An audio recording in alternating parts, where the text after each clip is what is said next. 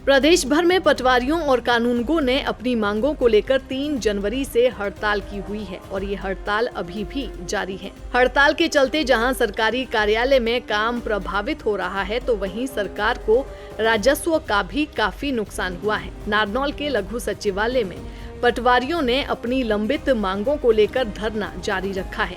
धरने के दौरान सरकार विरोधी जमकर नारेबाजी की गई। पटवारी विकास पूनिया ने कहा कि लंबित मांगों को लेकर 3 जनवरी से धरना जारी है। सरकार ने पहले मांगों को स्वीकृत कर इन्हें लागू करने की बात कही थी, लेकिन अब सरकार अपनी बात से मुकर गई है। उन्होंने कहा कि जब तक सरकार उनकी वेतन विसंगतियों को दूर कर उनकी मांग नहीं मानती है, तब तक धरना जारी रहेगा। मैं विकास पूनिया पटवारी, प्रधान तहसील महेंद्रगढ़।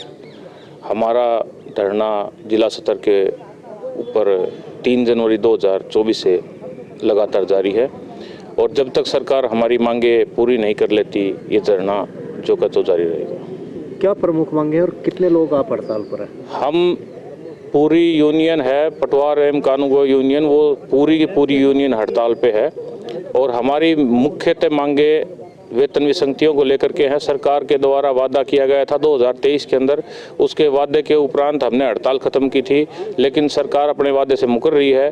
उस चीज़ को लागू करने में अभी तक अनियमितताएं का हवाला दे करके हमारा जो वेतन विसंगतियां हैं उनको दूर करने का जो प्रयास था वो किया नहीं जा रहा।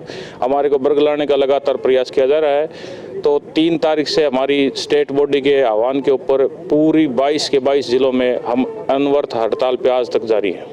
वेतन विसंगतियों में क्या मांगा आपकी?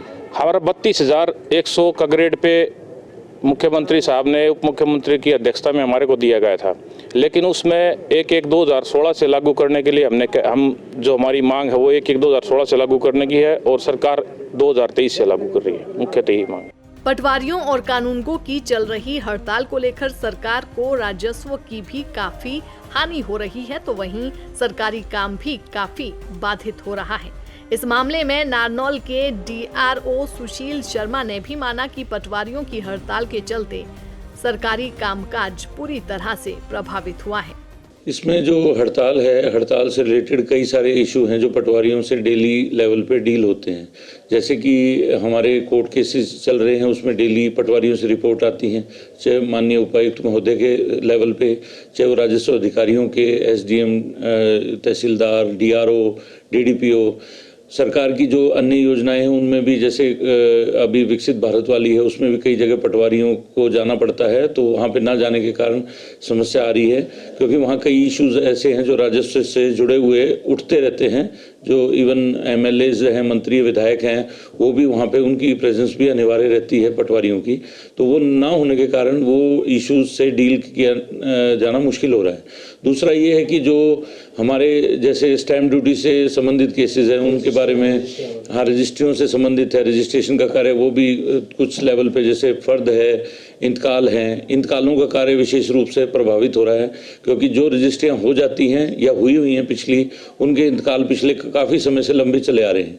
राजस्व की जो हमारी जमाबंदी इंतकाल और जमाबंदी फ़र्द वगैरह हैं जो डेली वितरित की जाती हैं, उसी का मेनली तो उसी का लॉस हो रहा है। उसका कोई आंकड़ा लगाया नहीं जा सकता, क्योंकि एक्चुअली क्या है, यहाँ तहसील, जितनी भी तहसील हैं, प्रत्येक तहसील के लेवल पे पटवारियों की संख्या बहुत अधिक है।